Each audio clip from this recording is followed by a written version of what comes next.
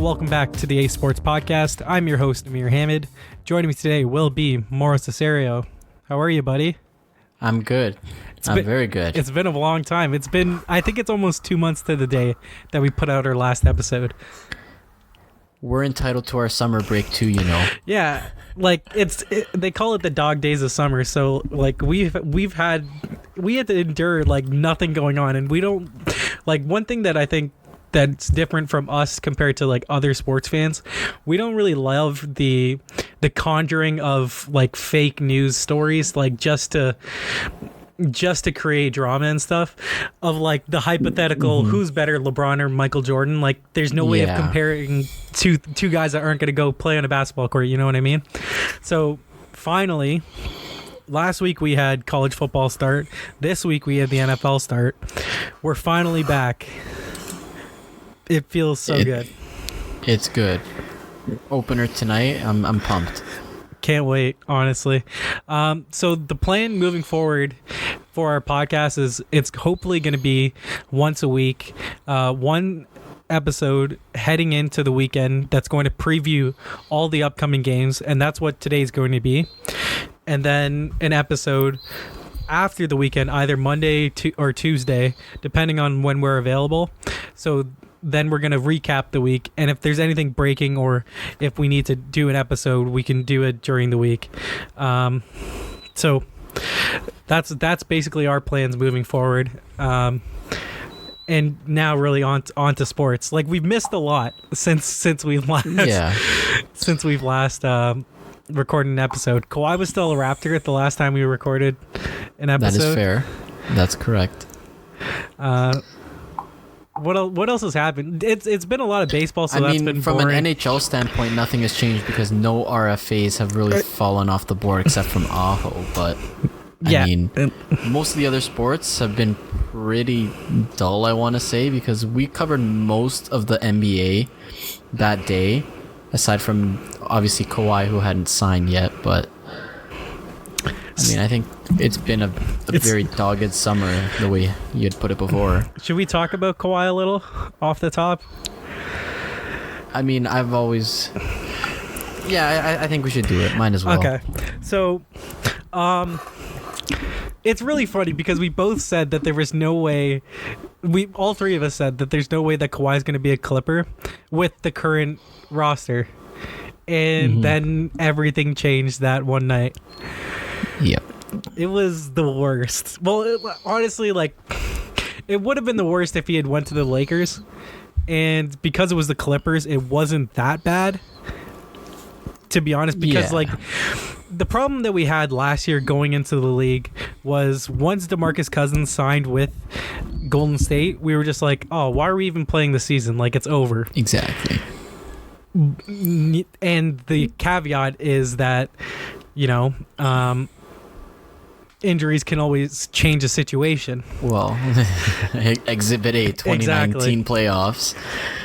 So the injuries was a way of creating parity in the league again and making it a level playing field. This way, with Kawhi going to the Clippers and not the Lakers, we basically have that situation again where there's a favorite, but they're not an overwhelming favorite like we've had the last 3 or 4 years with Golden State.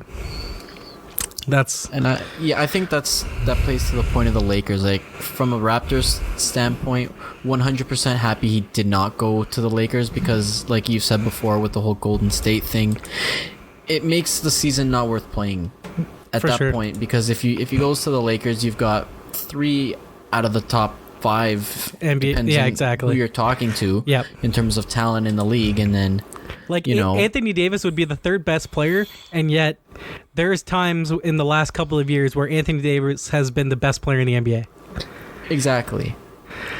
So I mean, just from that standpoint,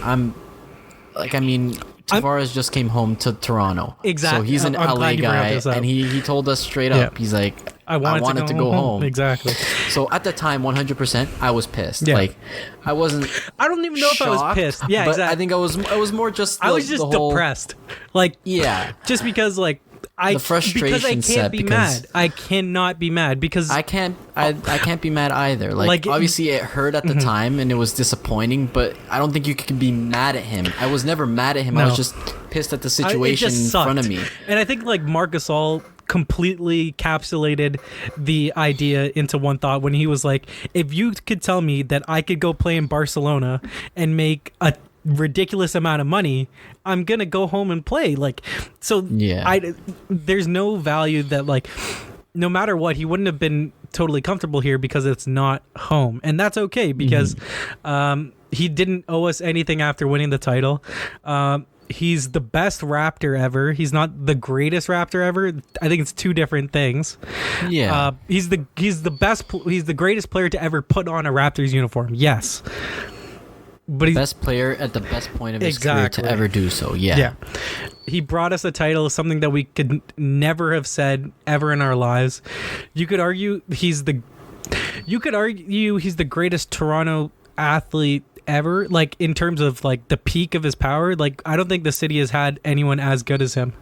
Anybody at that point in their career at that good of a level, to bring them to that point in a season where we've never seen in the last 25 years since 1993. Like the ones that I'm thinking of is like Donaldson during his MVP year. What Leafs ones are there? Not like Sundin can't hold his jaw. None since Sundin, and But even Sundin, he was never an MVP. Exactly. He was just the MVP of Toronto for the longest time. Like, you could never you couldn't consider Sundin like a top 3 player in the NHL, right? He was never a top 3, maybe not even top 5. That's I don't know the stats on a yearly basis, but exactly, that's what I was gonna say. So, and then in baseball, like it's I wouldn't say anyone else. Like, I seriously don't think that, like, Donaldson would be the closest, but I don't think, like, at the time, Mike Trout. Exactly. I mean, Mike Trout is Mike Trout. Mike Trout should have won the MVP, and yet because of the narrative, Donaldson won it. So I'm not gonna be mad at Kawhi. I want to see that game in Toronto when he returns. It just sucks from a Raptors fan's perspective that you don't get that, like, victory lap year of being a champion and how basically you're disregarded already. Yeah. But there's interesting storylines of, like, what the Raptors are going to be this year. But that's something that we can cover down the road, like, closer to the NBA season. Or at least when there's more news on that. I think we wish Kawhi well, and that's really all it. I like. Are you rooting for Kawhi and the Clippers? I'm not rooting for Kawhi, but I wish him well. Yeah, I'm not rooting against. Like, there's players that you kind of look at and you're like, fuck them. Like, no. But like Kawhi, after what he's done, like, he played his heart out. It's not as if he came to this city and was like, no. Am I gonna buy a Kawhi Clippers jersey? No. I'm still butthurt a little. All right, let's move on from Kawhi. The NFL is starting today. Let's go.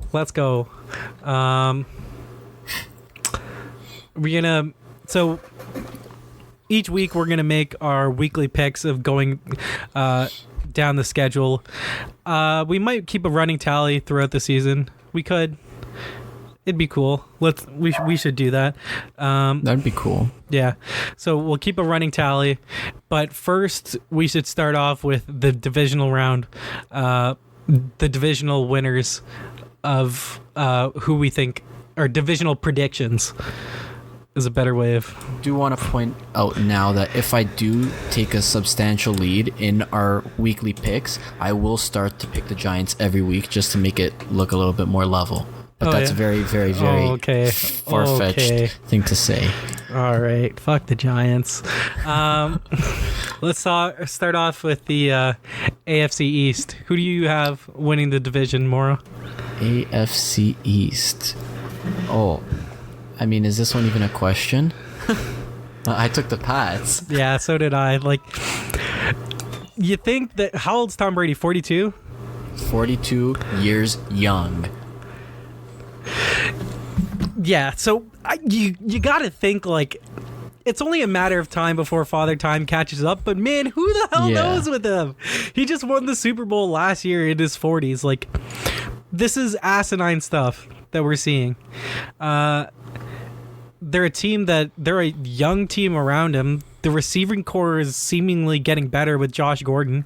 If they get Antonio Brown, who knows? Oh no. That receiving core could be absolutely disgusting. If you had told someone think of like 2015. If I had told you that Antonio Brown, Josh Gordon, and Julian Edelman were all on one team, what would you think? That would be disgusting. But yeah, I think that the Bills and the Jets are on the rise. The Dolphins are steep decline. They're tanking for Tua. I think it's the Pats, but could one of those young teams surprise a little? Sure. I think one of them stand a chance to maybe put a 9-7 season together and challenge for the AFC wildcard, but there's too many teams in the other divisions. Like, there's so much depth in the other. Agreed. And the thing is, with those two teams, the Bills and the Jets, I don't love the receiving cores. Especially with young quarterbacks. Like, who's Sam Darnold's go-to receiver? Robbie Anderson? Robbie Anderson. And I'm not, like, he's not a number one receiver on a playoff team. He's on like a championship team. Ideally, he's like a 3. Yeah, 2 if you're lucky. But yeah, he's a 3 on a championship team. Yeah. And then Buffalo, who the hell are their receivers? Zay Jones is John one. Brown. Yep. They brought in John Brown. They got Zay Jones. Cole Beasley, right? And they brought in one other guy. I want to say it was Cole Beasley. Yeah, from Dallas. So I think they're just fine. They're adequate. But they're growing though. They added to their defense that was already good, and now it's just about keeping Josh Allen healthy and allowing him to develop with slightly better weapons than he had last year. Yeah, that's what you got to hope for. And like, I believe in those two QBs, so they're on the rise. The AFC North, you got the favorite to win the division, the Cleveland Browns. You got the Steelers, who are back with only really the weapons of Juju Smith and James Conner. And you got Baltimore with another season of Lamar Jackson, him improving. Yeah. And you got Cincinnati, who, God, there's no way in hell they're winning this division. I don't know. It's a 3-way horse race, and the Bengals. Yeah. Oh, I thought you were They're picking the Bengals. Just there. I thought you were picking the Bengals. I was like, whoa. No. I have the Steelers winning the division. I'll show it to you on here. There's a 3-way horse race, and then there's the Bengals. Yeah. It's the scene from Moneyball with the A's. Yes. I got the Steelers winning the division. What about you? I also took the Steelers. Like, I just believe in them the most. Ben Roethlisberger could fall off a cliff. I wouldn't be shocked at that. Juju might not be the number one receiver that we all expect him to be yet. James Conner, I'm not worried about. I think he's a solid running back and he's young. My only worry is really the receiving core. Can Dante Moncrief and James Washington. They drafted another wide receiver. Can they somehow... You're not replacing Antonio Brown. You're just trying to fill like the role of Juju. You know what I mean? Which isn't easy. Realistically, they already strided into Juju taking the number 1. I know Brown had the most TDs last year. Like in touchdown catches, had more yards. Yeah. And I know we talked about this before in a previous podcast, but like he was like the team MVP, right? So like you could see that they were trending into a new direction. Yep. And I mean, personally, if it wasn't for Chris Boswell botching a couple field goals, they were a playoff team last year, and they probably would have won the division. Yep. And obviously the Jesse James touchdown. There was a whole lot of controversy and botched things, and one play things that ended up. There's so many different ways that it could have. Right? Yeah. There's so many different ways that it could have broke to where they're a playoff team. I swear they were. I can't. The last season is so far away that like I don't even fathom them not being a playoff team. Do we You know what I believe mean? in the addition by subtraction plays into effect in this any possible way with the whole Brown moving on? It could be. It could be. Because that's kind of what I'm banking on here. I don't think so, but it could be. I want to see how much of an impact Devin Bush has. Yeah, him from a he's defensive solid. standpoint. Yeah. I think and they've lacked that, since Shazier's been out. Mm-hmm. So it'll be interesting. I like Baltimore and Lamar Jackson. I think he's going to be fine. I think if there's any team or any division that could produce potentially three playoff teams, it's definitely this one. And I definitely think that 3 teams could go 8-8 plus. Yep. It's how big of a jump do the Cleveland Browns take? Because how many games did they win last year? 4? I think it was more than 4. Yeah, it was. It definitely was. I think they ended up with 8 they ended up with a 7-1 or 7-8-1. Okay, so because they tied. I think that they're a playoff team, but I don't know if they can win the division outright. I don't know. They're so young. They have so many goddamn pieces on that team, on that defense, and now their offense, like, they've got weapons, man. Yeah, I mean, that offense is already getting so much hype between Baker, between Nick Chubb, dual threat of the LSU guys. Yeah. Odell and Jarvis. So, I mean, they got a high-powered offense, and they had a really solid defense last year. So, I mean, it's got the makings of a playoff team. It's just, can they piece it together for a full season? Like, we saw bits and pieces of it last year when he came in, Baker, and yeah, just to confirm, it was a 7-8-1 record. And when did we first see Baker starting games? It wasn't until later on in the season. Right? It was the Jets game. It was like week 4. Yeah. I think, they have one of the best defensive rookies, from last year, Denzel Ward. Like, his emergence was huge. Myles Garrett is a monster. The one thing that scares me about that team, and that's why I didn't pick them to win the division, is their offensive line. It's garbage. Outside of Joel Bitonio. They have no above-average offensive linemen. Greg Robinson, they released him because of his contract, and then they re-signed him to make it a lower cap hit. Wow. I don't love any of the guys that they have in their offensive line. But they have weapons on offense. It's whether or not Baker can extend the play to get it to them, because that offensive line is not going to hold up, in my opinion. Let's move on to the AFC West. And I think honestly that this division is going to be won by the Oakland Raiders. That would be Derek Carr is going to put up an MVP season, and that's all she wrote. Honestly, before all of this Antonio Brown stuff that happened today that we'll talk about, should we talk about it now? I mean, we're already here. We're talking. Okay. Might as well. So, Antonio Brown yesterday posted a note that he got notice of his fine for missing a walkthrough, and he put it on up online, and it said like that if there was, they would further action if there was anything further, like if he could be further disciplined and stuff. So now there was a spat between Mike Mayock, the GM of the team, and Antonio Brown. Was it today at practice, or was it yesterday at practice? I'm not sure the day, but it came out today. Yeah. That at practice, that Mayock and Brown got into it, and Brown said like he'd punch him in his face or something. He then proceeded to punt the ball and say, "You want to fine me for that?" Yeah.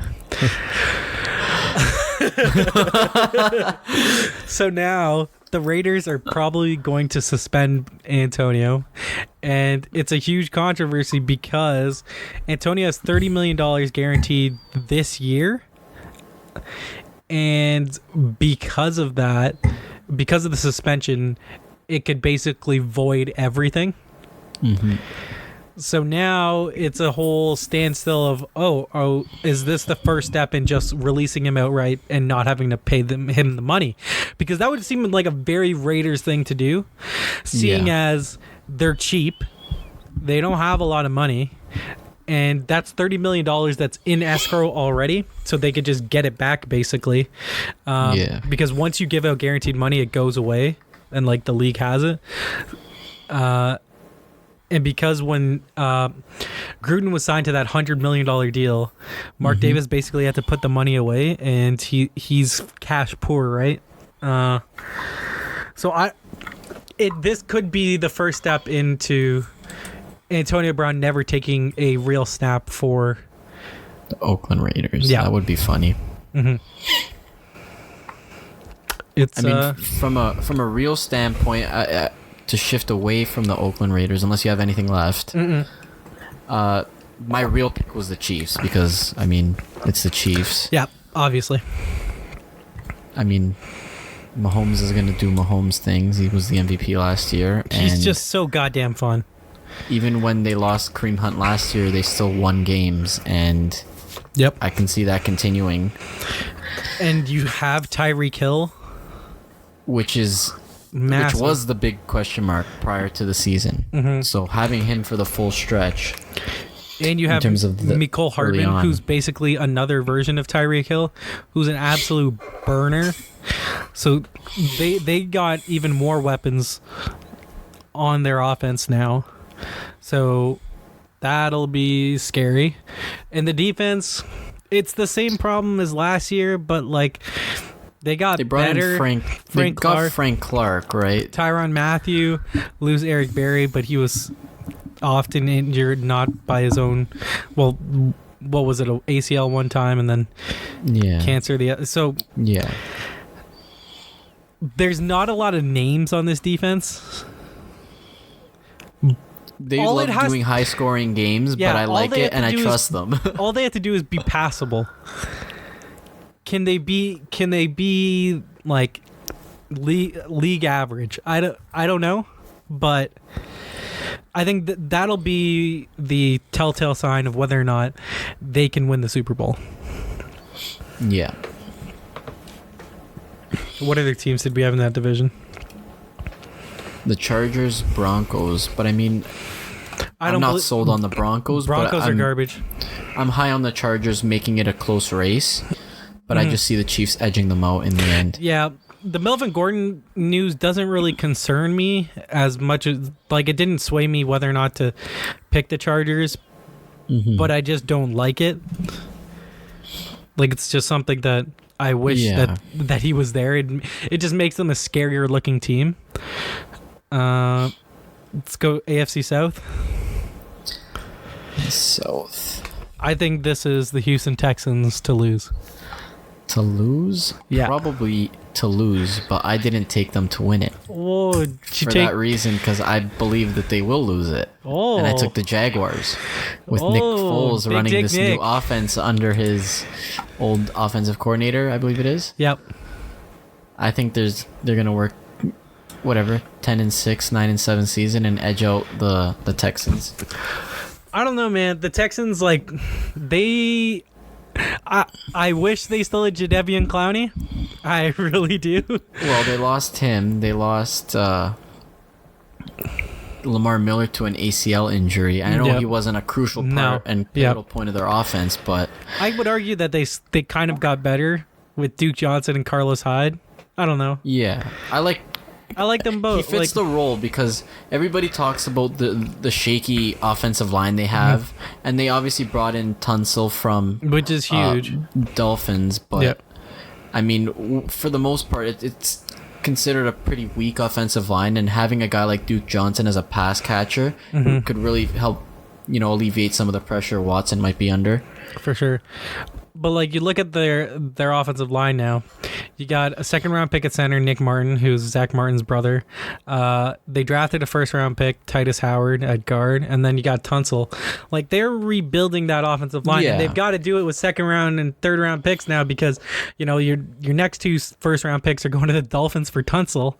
But it depends on if a guy like Will Fuller can stay healthy finally. Because I think he adds a different dynamic as like a deep threat, and I think that's kind of why you bring in Kenny Stills with Tunsil as another deep threat. The defense is fine. They got JJ Watt still. I mean, they got Watt and Merciless, and then they got a bunch of average players. So we'll see. Justin Reed was good. We'll see. I can see why you picked Jacksonville. I can see why.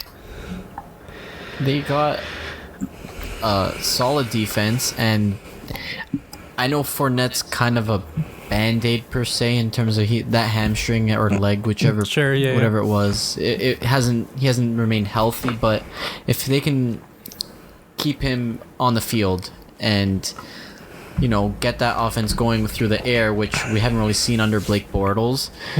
I mean, I think that it's a team that can sneak out with a division win. I really love that defense. I do. Ngakoue, Marcel Darius is still good. Calais Campbell, Miles Jack, Jalen Ramsey, Ronnie Harrison is a stud. AJ Bouye, like it's a sweet team.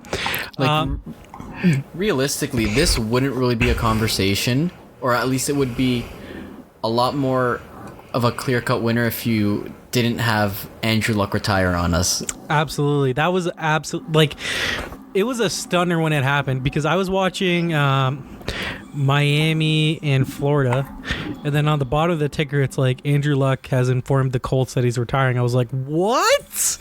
I was like, am I seeing something wrong here? And honestly, like, the Colts odds to win the division are kind of nuts. It's plus 500, and I think that there's a pretty good chance that there's a 1 in 5 chance that they win the division. Still? I think so. How bad is Jacoby Brissett?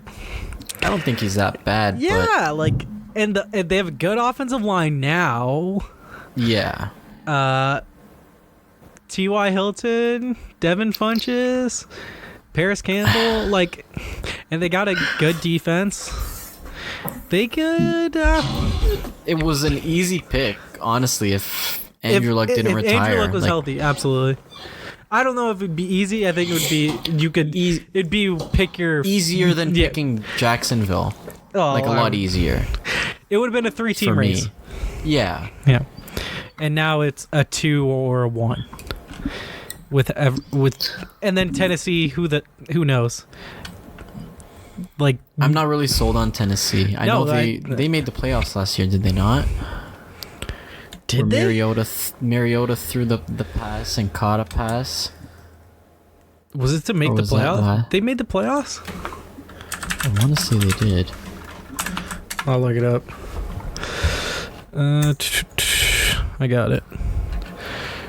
I'm just not sold on them, right? Like, yep. Derrick Henry showed flashes of brilliance when it was late in the season. Down the stretch, he won fantasy pools for people. He was putting up monster points. And they didn't make the playoffs, by the way. Oh, they did not? No. So it was Indy versus Houston. Never mind. There's aspects that I like of this team, but there's more I dislike. I think that's a good way of putting it. The biggest question is Marcus Mariota their long-term quarterback, which is, if you asked me before their draft if Jameis Winston and Marcus Mariota would both not be on their team at the end of their deal, I tell you there's no way that these guys are franchise quarterbacks. And it's just it was like 7 years ago today or something that Sports Illustrated came out with that cover of Andrew Luck and Robert Griffin III and then the next franchise quarterbacks in the NFL and stuff. And look what happened. Well, RG3 is still chugging away. He outlasted him. Who would have thought? Look how far we've come. What else? Two wild cards. Who'd you got for your 2 wild cards? I didn't really jot them down, but I would say, yeah, the Chiefs taking that one means the Chargers for me would be the first one. Mm-hmm. And then honestly, it's a toss-up between Texans, Ravens, and Browns were the three for me. And what you got? Say the Browns. Okay, so I have the same wild cards as you. I have the Chargers and I have the Browns. I don't know. It's just the unsureness that I have about the Browns, not taking them for the division, but I still think that they're a team. They're going to be good enough to. They're going to be good. Mm-hmm. So, for me, I think it'll be maybe a 12-14 season or 11-5 for the Chargers, and more of like a 10-6 kind of thing for the Browns, or maybe even 9-7, because like between the three of those teams in the AFC North, I feel like there's going to be a lot of splitting, and then if there's one team that can take two against the other, it'll push them over. That's all it's going to take, I think, for me. Like we mentioned earlier, it wouldn't shock me if one of those two teams out of the AFC East made it, the Jets or the Bills, because they can feast off of playing the Dolphins. Yeah. Because they get 2 games basically for free. So they're another choice, but I kind of have like a blind faith in the Chargers and the Saints. I think, that they'll just... And the Steelers a little, that like I just believe in those guys, those quarterbacks, that they can carry their team still. So, I pick Cleveland because I like Cleveland. I think that they'll win. Honestly, like NFC East, your beloved New York Giants, are they winning the division?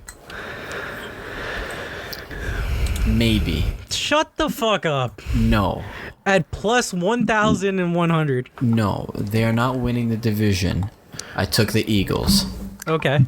But so you went chalk and took the favorite. I'm going to produce a hot take here. Mm-hmm. That if and when the Giants bench Eli, the Giants will proceed to win every single game from that point on. Okay.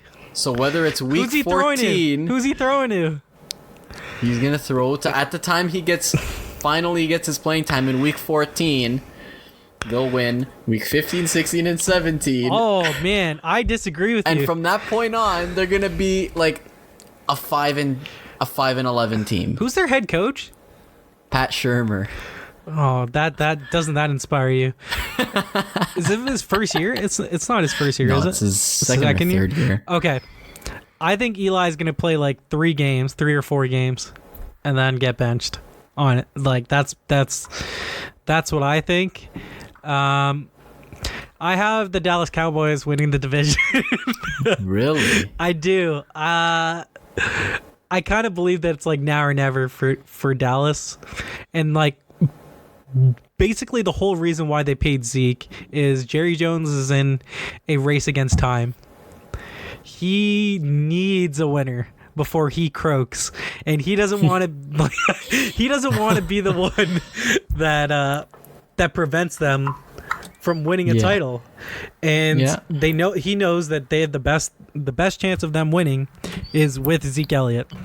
And by making him the best running back in the league, is that going to make him work harder, or they have a solid defense, right? So as long as that offense can produce points, which we all know when Zeke is healthy and playing, that it's a very dynamic offense. Absolutely. But you worry about if him not being in playing shape. Well, not that he's not in playing shape, but just not with the team and not with the program. For the first couple weeks, will that hamper him at all? You know. So I guess you worry about that a little. But I think that I kind of believe in Dallas, and I like when Dallas is good, because I think the league is good when Dallas is good. It's the same thing with like the Raiders, the Steelers. Like when they're good, the league's good. I personally think Dak is a question mark. Really? That's the only point. Those stories that came out in the summer were absolutely insane about him wanting $40 million a year. I don't think that's realistic at all, though. I don't think that's a realistic number at all. No, I get who it. makes I $40 guess million? I think it's Who the fuck makes $40 million?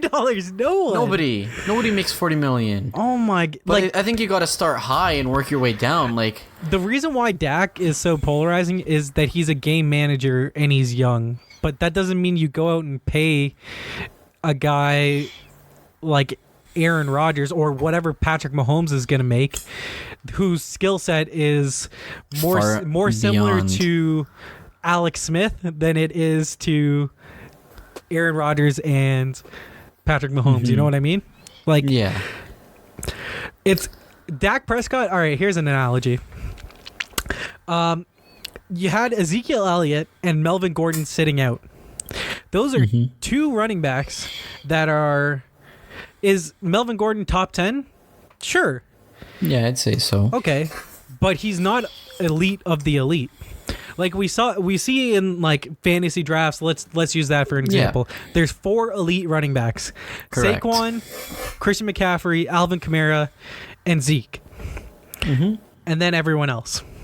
Then it drops. With quarterbacks, I think it's similar. You had Zeke sitting out, but he could sit out because he's an elite player. You had Le'Veon Bell last year sit out, but he was an elite player. You have Melvin Gordon sitting out this year, who's not an elite player. He's just not. He's above average, but he's probably in that 6 to 10 range. But sorry, unless you're a don't top pay them. 5 at your position, you're not getting paid like a top 5 at your position. Especially when you're isn't he 2 years out from his deal? Yeah, he's got 1 and next year of team control. Yeah. It would be if Patrick Mahomes wanted to sit out, he could. Because everyone knows how special Patrick Mahomes is. And I understand Melvin Gordon's gripe that running backs are unfairly paid and it's unjust. I agree. Yeah, no, I get that. Because they can just be used for their entire rookie deal and then no one's going to pay him after. And it's awful that the NFL is like that, but like until a new system is in, there's nothing you can really do. Now, all of his leverage is let's sit out and let's wait and see, and if they cave. But what the GM came out and said, it's like, we're not talking until after the season. His leverage is gone. So basically, he's going to show up at week 10 so that he can count it as a year accrued, and then we'll see how it goes. But Dak Prescott is not an Ezekiel Elliott level quarterback. Is he even a top 10 quarterback? I don't think he is. All right, should we do this right now? Mahomes. Yep. Rodgers. Yep. Watson. Yep. You can name some too. Feel free. Like Carson Wentz, I think is better than. I agree. him. I would rather have him. Russell Wilson. I'd rather have. Would you, for this year alone, would you rather have Tom Brady or Dak Prescott? I guess that's not really fair because it's long term. Yeah, but I mean, I've gone through so many drafts now that I haven't even seen Dak getting picked. Jared Goff, I'd take over him, and he just got paid. Mitch Trubisky. I'm not sold on Trubisky. Neither but am I, I, but I think I'd rather take Drew Brees than him. Sure. Who I'd else take is there? A healthy Phillip Rivers than Dak. 100%. Yep. I mean, I'm at 8 right now. I hope I'm not missing anybody. Cam Newton, I'd rather take. Matt Ryan, that's absolutely. 10. Yeah. And you're telling me that you got to get paid within the top 3? Top 1 of 1. Who's making $40 million a year? No, but I'm saying that $40 million is just a number he's saying as a bargaining point. Like when it came out that he was going to be paid, like the offer that Dallas gave was $30 million, around there. You should be running to the bank. You take that in a heartbeat. You take that to the bank right now. I know. It's crazy. That's nuts. Insane. Absolutely insane. Let me just see, just so we're not absolutely...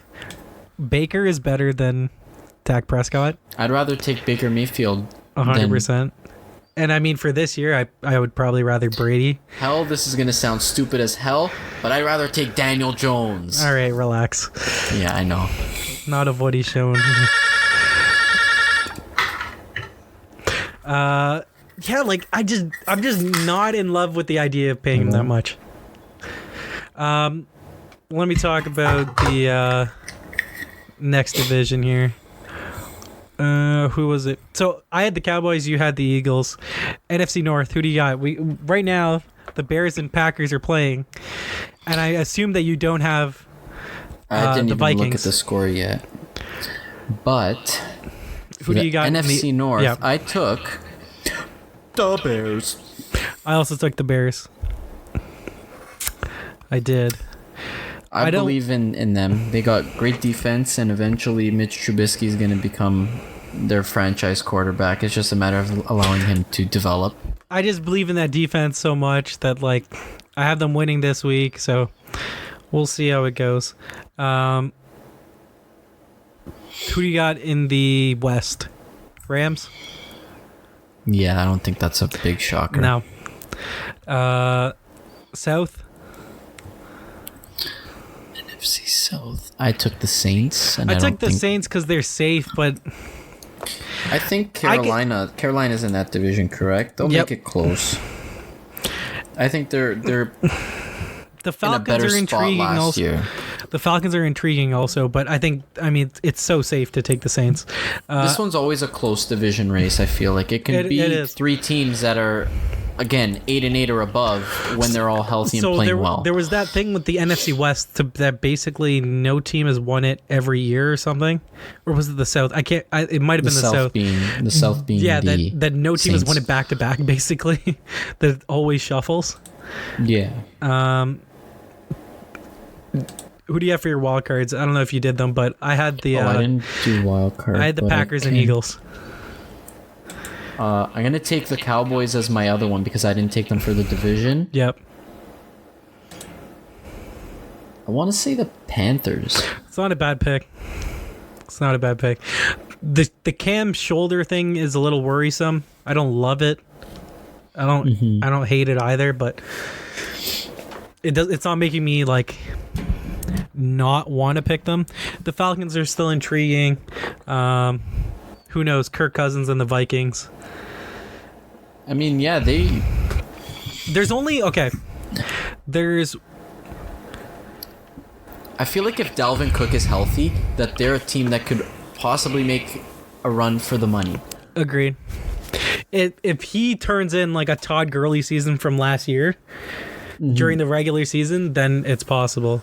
Because realistically, you don't know what you're getting with the Packers aside from elite offense. Mm-hmm. And they paid a lot for their defense. I take the Vikings defense over a lot of teams in the NFC aside from the Bears and maybe the Rams. Yep. So, I mean, as long as that offense can produce, which is always going to be the question coming into this season with Kirk Cousins, I mean, I think that they're probably my close but didn't get the pick kind of deal. I think I'm there with the Panthers. That's mine. You want to go into the picks for this week? Oh, well, sure. Alrighty. I'm so excited. All right, so you got the game that's going on right now. I don't know if you got the pick spread, like this. Oh shit! If you got the spreads on them. Spread, I can look it up. I have it right here. So Chicago's favored by 3. Are they? What'd you go with? Based on just a pure winner, I took the Bears. Did I? I think that the Bears are the best. They're the better team, and especially to kick off the year, and it's in Chicago. I think that they're gonna win. Give me a second here while I fix my mic. Yeah, I'm gonna just flip the thing on my phone here so I can see, because I'm hearing that the Bears defense is already on a tear. They sacked Rodgers, so they're doing Bears defense things. I mean, the next one would be I don't know I think if we're off the same list, then it would be the Chiefs versus the Jaguars. That would be the 1:00 game. I took the Chiefs, and the spread for that one, I want to say it was 4-point favorite. I'm going to confirm that now. Which, I understand the spread a little, but I would take the Chiefs regardless. It was 4, yeah. Spread aside, I'm still taking the Chiefs. Yeah. So same with me. You worry that early on in the year you're going up against a good defense in their house, but yeah, you ride with the better team. Next game on the list, the Minnesota Vikings and the Atlanta Falcons. The Atlanta Falcons going to Minnesota. I took the Vikings. I took the Atlanta Falcons going in there and taking a win. Ooh, we got a fight. I mean, for me, the logic behind it is I'm not sold on the offense of the Vikings, and I know that the reports now are saying that Julio's possibly contemplating holding out for week 1 without that contract, but I mean, if he's in the lineup, I think that it'll be a close one. And I know that I think the spread was 4 in favor of the Vikings. Yep. So I'm getting 4 close. points at home. Yeah. I still like the Falcons making it close and edging it out. It'll be close, though, I think. It's kind of surprising, though, that the Falcons are favored. Or no, Minnesota was favored. Minnesota's favored at home. It's if you believe in the Falcons offense, it's really all if Julio plays or not. Next game, Tennessee's Titans are visiting the Cleveland Browns. I have the Brownies. I have the Cleveland Browns as well. I don't think there's much debate on that one. That's a easy game to start off the year. So the next game is the Buffalo Bills and the Jets. I think this is a super fun game. I really like this game. Too. I'll probably be watching this one alongside of like Red Zone or something. I think that's a fun game. I got the Jets winning just based off of they're at home. It's early. I have the Jets winning as well. I also like their team a little more. Like their defense. I feel like it'll be low scoring just because the Bills' defense. Yeah. But I'm eager to see what Le'Veon Bell does, if that year off has taken a toll on him or if it's gotten him out of his playing shape. Mm-hmm. Next game, Baltimore visiting Miami. For context, I believe this one's like an 11-point favorite or 8-point favorite. Holy shit! On the road, Baltimore getting that much. Score just adjusted it. It's at 7 now. But it was like 8 yesterday. Yeah, I like Baltimore. I think Baltimore's an easy bet. I got 6.5 on Bet365. So I would take I'd lay the 6.5 also. What's the next one you got there, Mauro? Washington. Next, I got the NFC divisional game, the subpar game compared to the other. Yeah. Washington Redskins versus Philadelphia Eagles. Mm-hmm. And I think this one was the 11-point favorite on the spread. Yeah, it's got to be huge. It's down now to 9.5. Really? Yeah. I got it at 10. I think it varies because I'm going based off the score, but if I'm on ProLine, it'll probably be at 10. I don't think this one's a question at all. I think it's a blowout. I think it's an absolute blowout. I don't think it'll be a blowout, but I definitely see the Eagles taking this one because... Eagles at home. Washington doesn't have a bad defense, but... I don't know. I think Carson Wentz comes out and puts out a beating as like a warning sign to the league that like he's back and stuff. I like the Eagles. Because I don't like Case Keenum at all. Because he's their quarterback, right? Yeah. No. I'm not sold unless he does something like he did in Minnesota. Yeah. I don't. What's the next game we got? Rams and Panthers. It's a great game. I think that'll be a really good matchup, but I have the Rams taking it. I do as well. Even though it's in Carolina, correct? Yeah, I believe Carolina's at home. Mm-hmm. But from the narrative of Gurley, I think this one's going to be a good tell of what we're looking at because everybody's saying, the whole arthritic knee. Yep. That's been the storyline of the summer. For sure. And I'm really eager to see what exactly we're looking at here. For sure. Because it's been all talk of, oh no, he's fine. He's been really good in camp. He's looking like he's in great shape. But like, I want to see, is he gonna get the same amount of touches? Are they gonna run the same kind of offense? I still think they take it, but I'm really eager to see whether or not the Rams change their style of play.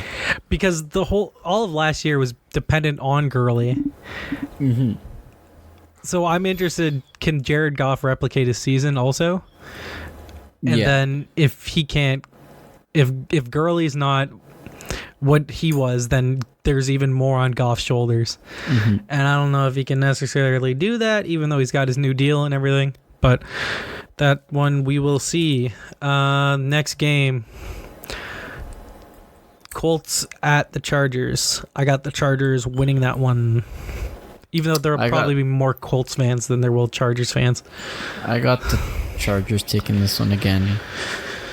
If it wasn't for a certain thing that happened a couple weeks ago, then yes, this probably would have been a closer match, but I think it's an easier pick to make with the Chargers. Wow, my stream is a little late here on the Packers. I'm kind of pissed because I can't even log in. Here, I'll send you a link to watch it. The Bears shockingly made a field goal. Wow. I know. It's in the Hangouts. That kid Eddie Pinheiro? Yeah. He was sick at Florida, so I'm not surprised. It's kind of weird. Like, all of these kickers that have been good in college, they've sucked at the start of their career, or they've been cut, and then now in year 2 they're getting a chance. Like with Pinheiro, and then Daniel Carlson. He was drafted He was drafted by Minnesota, I think, and then they released him for Dan Bailey last year. Yeah. And then now he's on the Raiders. Wow. So we will see. What's the next one? Next one is my favorite and my pick for a survivor pool. The Bengals at the Seahawks. Seahawks. Big. Yeah, I don't think this one's a doubt. This is definitely going to be the one where it's like, yeah, everybody take the Seahawks, and then they lose? end up winning. Yep. And then they end up losing. Yep. 9.5 points. I'd stay away just because of I don't know. I don't love a play on that. The Giants and Cowboys, the best. I do love the traditional Giants Cowboys games. For me, it comes down to who's starting the game for the Giants. You know it's Eli. I know, but that has a big say for me in terms of who wins the game. Oh, because I'm it's still Eli. taking the Cowboys. Oh, you're taking the Cowboys. I'm taking the Cowboys, but if Daniel Jones starts, I feel like Dallas only wins it by like a field goal. They'll probably rout the Giants with Eli playing. Yeah, I got the Cowboys winning. San Francisco at the Bucks. I think the Bucks will be good with Bruce Arians as their head coach. I think this is 2 question mark teams for me. I don't know. I'm out on Jimmy G this year. I'm in on Tampa Bay and Jameis. Like I was such a Jameis believer heading into that draft, and like I'm still shocked that Mariota and Jameis are playing for their jobs basically this year, and it's dumbfounding to me. It's dumbfounding if you had told me back then, but I think Bruce Arians is the quarterback whisperer, and he'll get through Jameis. Who'd you pick? I also took the Buccaneers. Yep. They're at home. I'm not sold on Garoppolo either because he was like 1 for 6 with an interception or whatever it was on the preseason. I mean, he's getting paid a lot of money, and there's question marks all over him. I get that he doesn't lose games, but like I'm just not sold. They don't have that many weapons personally, I don't think, in terms of a passing perspective, and I'm not sold on their run game either. Like I know Breda's all right, and they brought in McKinnon. He lost, but he's done. He's done again on injury. So I don't really know what to think of this team. I know they brought in young pieces on defense, but personally, I don't think this is going to be a team that's going to compete all that much for the division, at least. No, I agree. Next game we got on the schedule is the Detroit Lions go to Arizona to face the Cardinals. I took the Lions on the road. I took Lions on the road as well. I think it's like it wasn't a good sign of what we saw from Kyler. Yeah. So of what he showed in the preseason. So it's a little worrisome, but you hope that it clicks in. Yeah. I'm just not in love with I hate their offensive line. I'm not in love with their weapons on the outside. If they suck and get a good receiver in the draft next year, I'd really like them, but Larry Fitzgerald's not a go-to receiver anymore. I like Christian Kirk as a 2-3. Christian Kirk's upcoming. Yeah, I think I like him good. as a 2-3. I'm pretty sure they're missing Thing, though. They're missing Patrick Peterson for a long while. 6 games? 6 games. So, yeah. I mean, he's the biggest part of their secondary out the window. Yeah. And, I mean, not between not great. Galladay and... do they still have Marvin or no? I think so. Marvin Jones Jr.? Yeah. Pretty sure. I think it's not a safe bet, but I think that they're the guys to take in this matchup. For sure. Then the defending Super Bowl champions host the Pittsburgh Steelers on Sunday Night Football. I have New England winning the matchup. I have New England winning, but if I were taking it from a spread perspective, what's the number? It was 6 points. Yeah, in favor of New England. I think I would like take the Steelers. It's like a 3-point game. Yeah. I think it'll be close, but yeah, I have the Patriots winning this one. Yeah, I like your thought process there. Monday Night Football, you got the first game, a sick matchup. The Houston Texans I think this is a good one. At the New Orleans Saints. I took the Saints at home, but Deshaun Watson, you never know. He could surprise. I was going to bet on this one, actually. What's the spread? I don't remember what the number was. Let me confirm that with you. But just from the perspective of Thursday nighters and Monday nighters, always 7 points. Saints favored by 7. 7? 7's a lot. I'm taking the Saints, but I don't think they'll cover that spread. They say that Mondays and Thursdays are always unpredictable. So I'm really hoping that this just produces an all-out, Monday nighter that's... I think it could be an offensive onslaught if they want it to be. Yeah. I took Duke Johnson in a pool, so I'm intrigued to see what he'll do. Yeah, it'll be interesting because he's been held under wraps the last couple of years in Cleveland. Is he gonna live up to the hype? Who knows? The later game is the Denver Broncos at the Oakland Raiders. Who you got?